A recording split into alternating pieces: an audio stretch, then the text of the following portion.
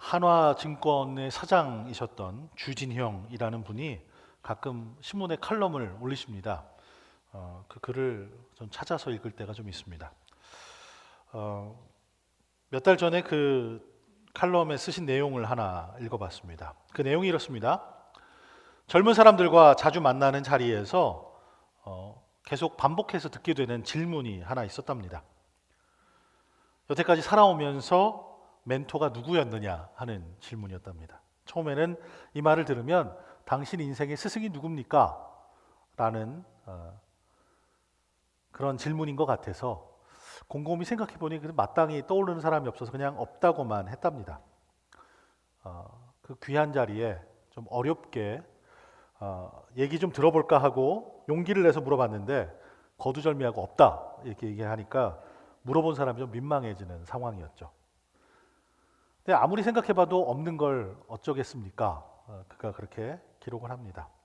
주변에 열심히 찾아봤지만 기대에 못 미치는 사람들도 많았고 또 이분이라면 나를 좀 이끌어주는 좋은 스승이 되겠다 생각을 해봤는데 막상 그들 자신도 자기 몸 하나 건사하기 위해서 열심히 고심하며 노력하고 살아가는 모습이 보였다 그랬답니다. 어떤 교수들은 요즘 학생들은 스승을 원하는데 나는 그냥 과목 가리키는 사람에 불과하다. 스승의 감이 되지 못한다. 고백하는 사람도 있죠. 그 말을 듣고 처음에 실망도 했지만 생각해보니 그들이 차라리 솔직하다라는 생각도 들었답니다. 멘토가 있으시냐 하는 질문을 자주 듣다 보니까 사실 그 말이 묻는 진짜 의미가 들리기 시작했답니다. 사실 많은 사람들은 단순히 승진하고 출세하고 성공만 원하는 게 아니었던 거죠. 대부분 사람들은 마음속 깊이 자기가 하는 일을 잘 하고 싶어서 누군가의 조언이 도움이 필요했던 것입니다. 일하는 것이라는 게 다 생계를 위한 것이지만 기왕 하는 일, 그걸 좀 잘하고 싶고 거기서 보람도 좀 느끼고 싶은 욕구를 갖고 있었습니다. 좀 더 잘하고 싶은데 그걸 가르쳐줄 멘토를 찾기가 어렵다 보니 나는 못 찾겠는데 당신은 좀 찾았냐 하는 질문이었던 것이죠. 그런 하소연이었던 거죠. 배우고 싶어도 배울 곳이 없는데 무엇을 어떻게 배우며 논리적인 문제 해결 방식을 배워본 적이 없는데 어떻게 일을 효과적으로 하겠는가 하는 오늘을 살아가는 우리 모두의 궁금증이며 질문들입니다. 참 맞는 말이다 이렇게 생각을 합니다. 예전에 타인족 목회할 때는 한인교회 가면 드라마도 많이 보고 드라마 얘기를 하면 우리 성도님들하고 잘 연결되겠다. 한국교회 가면 드라마 많이 봐야지 뭐 이런 생각을 했는데 하나도 못 봅니다. 시간이 별로 없어요. 그래도 한국 방송 중에 골목식당이라는 프로그램은 가끔 챙겨봅니다. 이 프로그램을 보면 아주 어려워져 있는 그 골목 상권에 있는 식당들을 찾아가서 하나하나를 들여다보고 어려운 점, 또 거기서 발전시키면 좋은 점들을 찾아서 그 상권을 살리도록 도와주는 프로그램입니다. 백종원이라는 사업가가 이 멘토 역할을 참 잘합니다. 물론 그 안에 구설수도 좀 있죠. 하지만 그가 하는 일을 보면서 한편으로는 제가 하는 목회에도 이런 멘토가 있으면 좋겠다. 그런 생각을 해봤습니다. 저만 그런 건 아니죠. 우리 하는 일들에 누군가 이렇게 도움을 줄 수 있는 사람이 있다면 얼마나 좋겠습니까? 어떤 날에는 누구에게도 얘기 못할 그런 고민들을 마주합니다. 목회하는 저도 심지어 와이프에게도 얘기할 수 없는 고민들이 있죠. 그냥 잠 못 자면서 이리저리로 엎치락뒤치락 하고 있으면 와이프는 그냥 무슨 고민이 있나 보다 짐작할 정도지 사실 터놓고 얘기 못하는 것들이 많이 있습니다. 목회만 어려운 게 아니죠. 사는 게 다 그렇죠. 여러분들 더 어려운 일도 많이 겪으시잖아요. 목회자로서 나름 무릎 꿇고 기도하면서 매달려도 봅니다. 하지만 어떤 문제들은 앞이 전혀 보이지 않는 캄캄함이 있습니다. 그럴 때면 나도 그런 경험을 했었어 라고 그런 경험을 나누어주는 좋은 선배가 이끌어주면 얼마나 좋을까 생각을 해봅니다. 목회자 선배들 중에 백종원 같은 사람이 나타나서 이건 좀 이렇게 했으면 좋겠다. 좀 아픈 이야기라도 도움이 되는 충고를 좀 듣고 싶다 하는 생각이 있습니다. 목회자를 위한 멘토링 스쿨이 여기저기 있습니다. 근데 거기 등록하고 찾아가기에는 좀 민망한 그런 상황들이 있죠. 환경이 그렇습니다. 제가 얼마 전에 어떤 멘토링 스쿨을 갔더니 등록하고 갔더니 강사 목사님 그러시더라고요. 목사님 여기 왜 오셨어요? 맘모스 네 교회가 후배를 키우셔야죠 라고 하더라고요. 그런 소리 듣습니다. 저는 필요한데 참 찾기가 어렵습니다. 답이 보이지 않을 때마다 저도 여전히 참 어렵습니다. 왜 그런가 생각해 보면 우리의 삶이 아마 이래서 그렇지 않을까 생각을 해봅니다. 우리는 평가하기 참 좋아합니다. 하지만 서로 더불어 살아가기 위한 것에는 인색합니다. 작은 것이라도 흠찾는 일에는 우리가 아주 너무나 익숙합니다.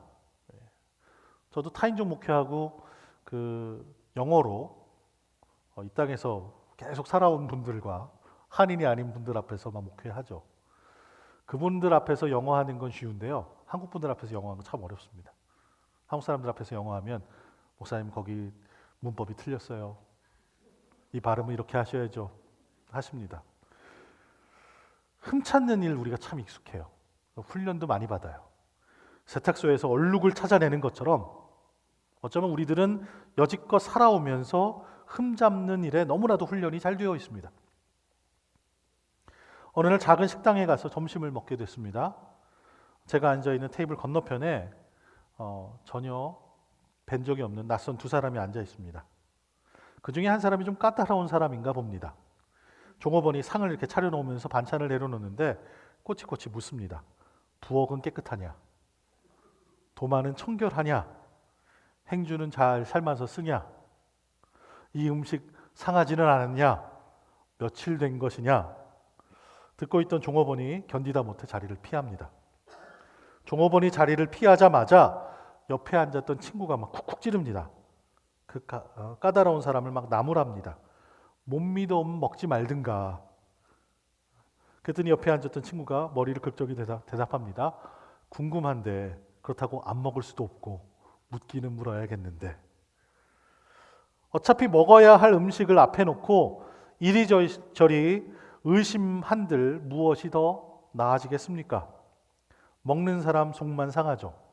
상상의 나래를 펴면 펼수록 스스로 상하는 건 자기뿐입니다. 물건을 사면서 돈까지 다 치르고 봉투에 담아놓고는 이거 진짜입니까? 라고 묻는 사람은 참 어리석은 사람입니다. 가게 주인한테 그렇게 묻는 사람 별로 없죠. 장사하는 사람한테 이 물건 진짜입니까? 그렇게 물어보면 무슨 대답을 바라는 걸까요? 그거 가짜입니다. 그러면서 팔 사람이 있을까요? 믿을 수 없는 세상인 것이 사실입니다. 불확실한 시대고 불신의 세대죠. 우리는 이런 시대를 살아갑니다. 그러니 믿을 수밖에 없죠. 믿음을 가져야죠. 믿음이 더 커져야죠. 식사 때마다 음식에 뭐라도 들었을까 싶어서 은수저를 싸갖고 다니면서 그것 넣어서 휘휘 저어볼 수는 없잖아요. 여기 조미료 넣습니까? 이런 얘기 물어보는 것 참 민망하잖아요. 가는 식당마다 주방마다 미리 찾아가서 음식 주문하기 전에 둘러볼 수도 없는 노릇이고, 그래서 우리는 믿고 더불어 살아가야 합니다. 지나친 의심은 병이 됩니다. 그럴 만한 객관적 이유도 없이 지나치게 의심만 많은 사람은 사실 자기의 마음부터 한번 돌아봐야 합니다. 많은 사람들은 예수님을 따랐습니다. 그러나 그들이 예수님을 따르게 된 동기는 처음부터 그리 순수한 것만은 아니었습니다. 어떤 제자는 혁명을 꿈꿨습니다. 또 어떤 제자는 오른편과 왼편에 과연 누가 앉게 될 것인가, 이런 것에만 관심이 있었습니다. 우리들 가운데도 순수하게 예수님의 피로 구속받고 영생을 얻기 위해 교회에 나오게 된 사람들만 있는 것은 아니죠. 처음에는 분명 교회에 나오게 된 동기는 다를 수도 있습니다. 우리 중에는 그냥 친구 따라 나온 사람도 있습니다. 친구가 어디 잘 가는데 나도 한번 구경이나 가보지 뭐, 이러고 나온 분도 있을 겁니다. 지적인 욕구를 충족시키기 위해서 나온 사람도 있을 겁니다. 혹은 답답한 마음이 있는데 교회에 가면 그 답답함이 좀 해소가 되지 않을까, 위로를 받지 않을까 해서 나오기도 합니다. 어떤 이유에서 나오든 교회에 나오셨다는 건 바른 첫 걸음입니다. 이제 교회에 나오고 예수님을 믿어 가다 보면 소원도 달라지고 바램도 달라지고 우리의 동기도 차츰 변하게 되기 때문입니다. 예수님 당시의 사람들을 우리가 다시 돌아보죠. 예수님을 따르는 그들의 소원은 다양했습니다. 그 동기도 여러 가지였죠. 모두가 순수하지는 못했습니다. 예수님이 혁명을 일으켜서 로마 제국을 전복시키면 얼마나 좋을까 하는 독립투사들이 그 안에 있었습니다. 정치적인 동기죠. 사회적인 동기도 있습니다. 예수님 통해서 어떻게 좀 높은 자리를, 돈을 좀 많이 벌어볼까 하는 경제적 동기도 있었죠. 그리고 순수하게 하나님을 좀 섬기고 싶은 종교적 동기도 분명히 있었을 것입니다. 그러다 보니 예수님을 따르면서 보고 듣고 배우는 동안에 어느덧 예수님의 모습과 그리고 자기 자신들의 모습 사이에는 커다란 간극이 있다는 것을 느끼게 됩니다. 예수님을 경험하면 경험할수록 더욱더 높고 귀한 분인 것을 깨닫게 되죠. 반면에 그런 예수님을 보면서 자신을 보면 자신들은 더욱더 낮고 천한 존재라는 것을 자각하게 됩니다. 예수님께서 병자를 고치시고 귀신을 내쫓으시죠. 하시고자 하시면 언제나 그 일들을 완벽하게 행하십니다. 그런데 제자들은 좀 다릅니다. 어떤 때는 제자들도 귀신을 내쫓고 병자들도 고칠 수 있었습니다. 그런데 어떤 때에는 도무지 귀신이 말을 들어주질 않아요. 능력이 나타날 때도 있고 능력이 나타나지 않을 때도 있었습니다. 그러니 답답하죠. 기왕 제자인데 하나님이 좀 빠샥 그냥 능력을 빡 부어주시면 얼마나 좋을까요? 되는 때도 있고 아닌 때도 있고, 그래서 믿음이 커졌으면 좋겠다, 그런 바람을 했습니다. 여러분도 다 그러시죠? 우리 모두는 믿음이 자라기를 원합니다. 오늘 아침에 교회로 나오시면서 나도 좀 예수님을 더 알고 하나님을 더 많이 알고 영적으로 성숙하여지기를 원하는 마음이 우리에게 다 있습니다. 오늘 가서 목사님 설교 한번 더 들으면, 찬양을 또 열심히 부르면, 우리 성가대 찬양도 들으면 우리의 믿음이 좀 더 깊어지고 커지는 그런 은혜의 경험을 하면 얼마나 좋을까 하는 바람들이 우리에게 있죠. 그래서 우리가 이 아침 모인 거잖아요. 믿음이 더 많아진다면, 더 커진다면 참 좋을 것입니다. 저도 지난 한두 해를 지나면서 참 많은 일들을 겪었습니다. 아마 제게 믿음이 아예 없었다면 무척이나 힘든 그런 일들을 겪어야 했을 겁니다. 사랑하는 아버님도 떠나 보내드리고 장인어른도 그렇게 보내드렸습니다. 가족들이 암을 투병하고 있고 그것 때문에 수술도 하고 치료를 받는 것들을 아직도 보고 있죠. 저에게도 아주 큰 교통사고가 한 1년 전쯤 나서 여전히 아픈 허리를 견디며 살아갑니다. 겉으로는 멀쩡해 보이는데 속으로는 골병 들었어요. 네. 차 폐차시킬 정도로 사고가 나니까 여기저기 삐걱삐걱 아픕니다. 정말 우리가 드린 찬양처럼 주님의 은혜가 아니면 오늘 살아가기가 힘든 게 내 모습이고 우리의 모습입니다. 주님이 붙드시는 은혜로 오늘을 살아갑니다. 매일매일 정신 바짝 차리고 열심히 살아가려고 노력하지만 우리가 참 연약하기 때문에 수많은 실수들을 반복합니다. 연약해서 그렇죠. 제 믿음이 조금만 더 컸더라면 이런 실수 하나도 저지르지 않고 그냥 모든 일들 다 완벽하게 잘할 수 있었을지도 모르겠습니다. 하나님을 더 열심히 믿고 하나님께 모든 것을 맡긴다면, 제 믿음이 아주 컸다면, 아주 깊었다면 하나님께 제 삶의 모든 부분을 잘 보시고 호서가 이 일은 이렇게 해라, 이 일은 이렇게 하면 안 된다, 이렇게 알려주시는 대로만 하면 얼마나 좋겠습니까? 그러니 우리도 믿음을 가져야죠. 그죠? 믿음이 크면 얼마나 좋겠습니까? 오늘 우리가 함께 읽은 본문 바로 앞에 보면 예수님께서는 제자들에게 용서를 말씀하십니다. 만일 하루에 7번이라도 내게 죄를 짓고 7번 내게 돌아와 내가 회개하노라 하거든 너는 용서하라. 그렇게 용서를 가르쳐 주시죠. 뭐 용서에 관한 말씀이 여러 가지 있지만 오늘 우리가 읽은 본문 바로 앞에 있는 말씀이 바로 이겁니다. 이걸 잘 들여다보면 참 어려운 일입니다. 여러 사람이 돌아가면서 그런 게 아니라 한 사람이 그날 저한테 7번이나 잘못을 합니다. 그리고 잘못할 때마다 와서 용서해달라. 예수님은 그런 상황이 있으면 그를 용서하라 얘기하십니다. 한 번도 어렵죠.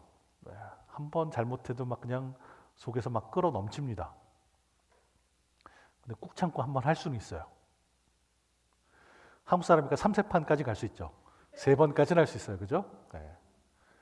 근데 7번이나 하면 상상도 하기 싫습니다.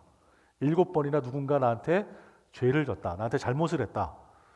7번 가기도 전에 등 돌려서 그런 일을 안 만들려고 할 것 같아요. 예수님께서 그런 그를 용서해라 하십니다. 3세번도 힘든데 7번 하라 하니 얼마나 어렵겠어요. 저거 하려면 참 어렵다.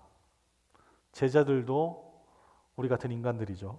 그래서 그들도 예수님께 간구합니다. 예수님 우리에게 믿음을 더하소서. 7번까지는 어렵겠습니다. 우리는 못 견딜 것 같아요. 그러니 우리한테 믿음을 더 주세요. 제자들 자신들도 실족해서 넘어지는 일들이 있죠. 그걸 피하고 싶습니다. 다른 이들도 넘어지게 하는 일들도 막아주고 싶습니다. 그들 용서해주고 싶죠. 근데 7번까지는 너무 힘듭니다. 삶에서 벌어지는 어려운 일들을 견딜 수 있는 커다란 믿음이 우리에게 있으면 좋겠다. 믿음만 커지면 저런 거 할 수 있을 텐데, 그러니 우리에게 믿음을 더해 주세요. 예수님께 얘기합니다. 반석 위에 집을 짓는 지혜로운 사람이 되고 싶고 꺼져가는 모래 위에 집 짓는 어리석은 사람이 되고 싶지 않죠. 그러니 반석과 같은 큰 믿음을 우리에게 주세요. 제자들이 예수님께 요구합니다. 기왕 믿음을 가질 거면 큰 믿음 갖는 게 좋겠죠. 가질 거면 많이 갖는 게 좋잖아요. 그 말씀을 듣고 예수님이 말씀하십니다. 너희에게 겨자씨 한 알 만한 믿음이 있었더라면, 큰 믿음 달라고 얘기하는데, 믿음 더해달라고 얘기하는데 겨자씨 얘기를 하시는 거예요.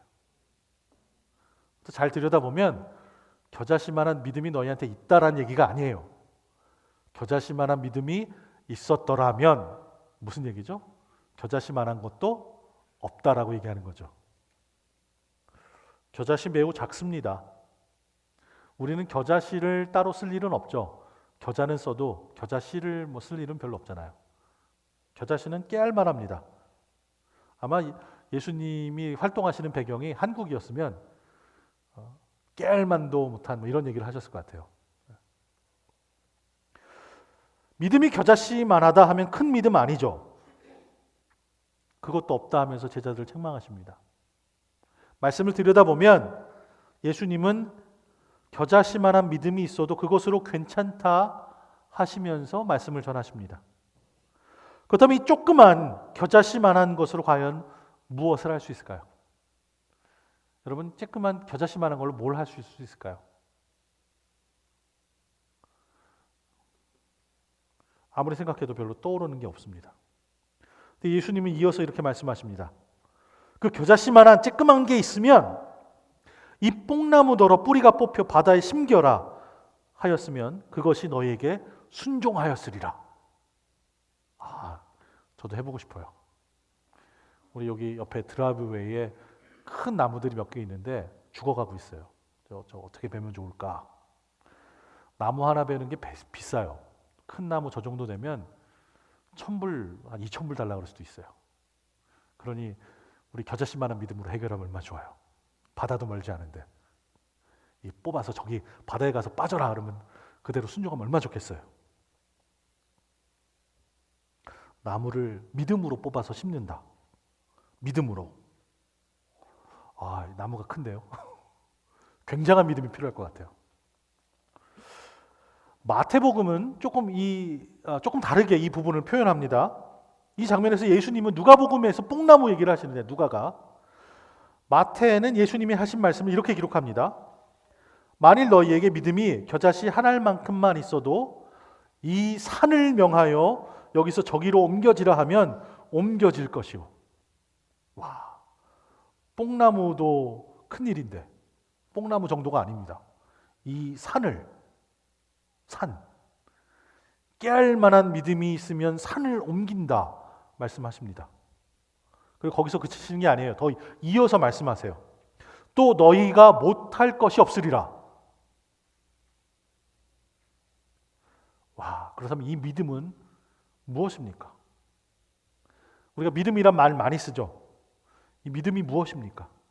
엄청나게 압축돼서 겨자씨 한 알만 있어도 산을 막 들어서 움직일 수 있는 엄청난 거룩한 초능력입니까? 믿음이란 무엇입니까? 믿음에 대한 정의는 성경에 나오죠. 히브리서는 이렇게 적습니다. 믿음은 바라는 것들의 실상이요 보이지 않는 것들의 증거니라 이렇게 기록합니다. 믿음은 바라는 것이 실제로 있는 것이고 보이지 않는 것들을 보게 만드는 증거다 이렇게 얘기합니다. 믿음이라는 건 무엇이나 내가 아닌 다른 누구를 나의 전 존재로 의지하는 것을 얘기하는 거죠. 우리의 삶을 거는 것이 믿음입니다. 믿음직해 끄떡끄떡거리고 동의하고 끝나는 게 아니죠. 만일 여러분이 차를 몰고 뉴욕시티를 가고 싶은데 조지 워싱턴 브릿지를 보면서 야, 저게 내 차를 견디겠어? 이러면 우리가 운전하고 건너갈 수 있을까요? 못 건너가죠. 1, 2층이나 되는 다리인데 위층으로도 갈 수 있고 아래층으로도 갈 수 있는데 저 다리가 이 많은 차들을 못 견딜 것 같아. 그러면 우리는 운전하면서 갈 용기가 안 날 겁니다. 두려움에 사로잡히겠죠. 저 다리가 튼튼하다고 믿어야 우리는 건너갈 수 있습니다. 그러니 믿음의 크기가 아니라 사실 믿는 대상의 크기가 커야 우리의 믿음을 거기에 거는 거죠. 그러니 이 말을 좀 바꿔서 얘기하면 이렇게 얘기할 수도 있겠습니다. 우리에게 겨자씨가 아니라 더 작은 먼지만한 믿음이 있다면 산도 움직일 수 있습니다. 우리가 믿는 대상이 산보다 크기 때문에 그래요. 여러분 무엇을 믿으십니까? 누구를 믿으십니까? 우리의 믿음의 대상이 누굽니까? 우리의 믿음의 대상은 바로 하나님이십니다. 하나님은 산보다 크시죠. 말씀만으로도 천지 만물을 창조하신 분이니 그 어떤 산이 하나님 앞에서 그 산이 뭐라고 하나님께 대들겠습니까? 하나님이 움직여! 그러면 움직여야죠. 그 말씀 그대로 순종할 수밖에 없는 창조물입니다. 하지만 예수님이 거기서 멈추지 않고 더 이어서 종에 관한 비유로 말씀을 하십니다. 종은 주인의 명령에 따라야 하죠. 언제 어디서나 무슨 일이라도 종은 여전히 종입니다. 힘든 일 하고 왔다고 해도 종이죠. 힘든 일 하고 왔는데 갑자기 주인의 친구로 변하는 게 아니잖아요. 그냥 종입니다. 무엇이라도 순종하면서 살아가야 하는 존재가 바로 종입니다. 종은 주인의 명령에 어떤 조건으로 따르는 것이 아니라 주인이기 때문에 그의 명령이기 때문에 그대로 따라야 하는 것이 바로 종입니다. 자, 여러분에게 겨자씨만한 믿음이 있다고 생각을 해보잖아요. 우리가 그 정도는 다 있잖아요. 겨자씨만한 거. 기왕 좀 상상해보니까 겨자씨만한 게 한 100개 정도 있다고 생각을 해봐요. 조금 든든하죠. 그럼 우리가 마음대로 이 산을 저쪽으로 옮길 수 있겠죠. 우리가 딱 옮기면 하늘에서 하나님이 내려오셔서 야 잘했다 이렇게 칭찬도 해주시겠죠. 진짜 하나님이 네 믿음이 크다 이렇게 칭찬해 주실까요? 아닙니다. 산을 움직일 수 있는 믿음을 가지고 있다면 우리의 힘이나 우리의 믿음이 그 산을 움직인 게 아니죠. 산을 움직이는 큰 일을 이룬 것은 우리의 존재가 아닙니다. 우리의 믿음이 우리의 존재에게 있는 게 아니라 믿음의 대상에게 있는 거죠. 우리의 지혜나 우리의 경험이, 우리의 물질이 산을 움직이는 큰 일을 이룬 게 아닙니다. 하나님이 그 일을 이루시죠. 그 큰 거, 그 무거운 걸 움직이시는 분은 하나님이십니다. 우리의 지혜나 경험이 아니죠. 우리는 그저 하나님을 의지하고 신뢰하기만 하는 것이죠. 우리가 믿음을 더하기를 원한다면 우리는 그런 하나님을 의지하고 하나님께 더 순종하면 됩니다. 의지하고 순종하면 예수 안에서 즐겁고 복된 삶을 누릴 수 있어요. 얼마나 좋은 표현입니까? 누군가 여기다 곡조를 붙여 찬송으로 만들었으면 좋겠죠. 그죠? 네. 의지하고 순종하는 일은 예수 안에 즐겁고 복된 길이로다. 이미 찬송이 있습니다. 지금 당장 보기에는 불가능해 보이는 상황을 우리는 바라봅니다. 그리고 그것이 전부인 것처럼 살아갑니다. 눈으로 보는 것만으로 살아가는 사람들은 이것은 불가능한 상황이다 그렇게 얘기를 합니다. 마주한 상황이 너무 크니까 그렇죠. 그래서 쉽게 포기하고 절망합니다. 근데 하나님의 말씀은 그들에게 이렇게 말합니다. 사람은 할 수 없는 일이라도 하나님은 하실 수 있다. 나에게 능력 주시는 분 안에서 나는 모든 것을 할 수 있습니다. 성경은 우리에게 그렇게 얘기합니다. 당장 눈에 보이는 결과를 바라보면서 만약 그 일이 우리의 뜻대로 되지 않고 우리의 바램대로 되지 않았다 생각되면 눈으로 보는 것만으로 살아가는 사람들은 이제 다 끝났다 그렇게 포기합니다. 절망합니다. 그런데 성경은 우리에게 얘기합니다. 우리가 알거니와 하나님을 사랑하는 자, 곧 그의 뜻대로 부르심을 입은 자들에게는 모든 것이 합력하여 선을 이루느니라. 어려운 일들이 생깁니다. 아예 안 생겼으면 좋겠는데 어려운 일이 생겨요. 한 번만 생기는 게 아니라 여러 차례 어려운 일이 생길 때가 있습니다. 이런 일을 겪을 때 눈으로 보는 것만으로 살아가는 사람들은 이젠 지쳤다. 이젠 여태까지 했으니 이걸로 됐다. 이젠 더는 견딜 힘이 없다.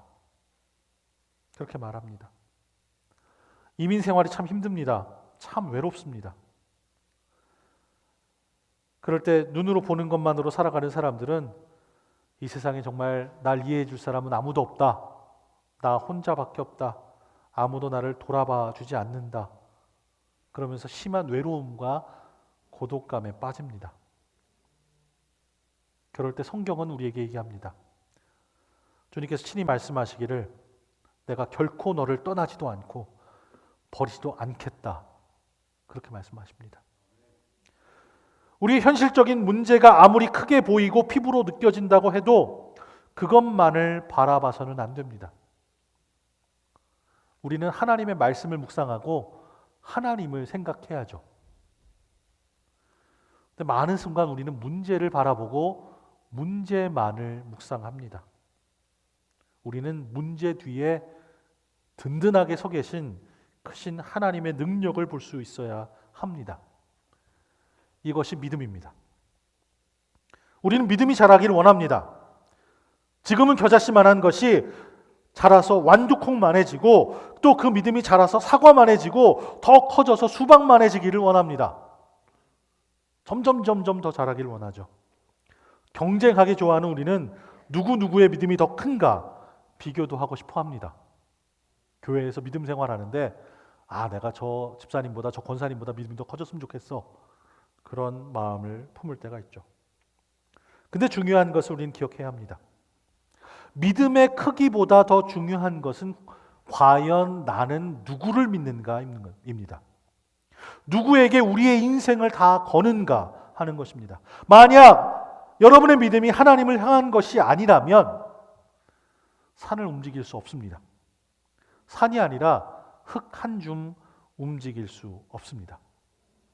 그런데 하나님을 향한 작은 믿음이라도 가지면 그것이 겨자씨만하다 해도 우리 앞에 있는 홍해는 갈라집니다. 요단강도 갈라집니다. 여리고성이 무너집니다.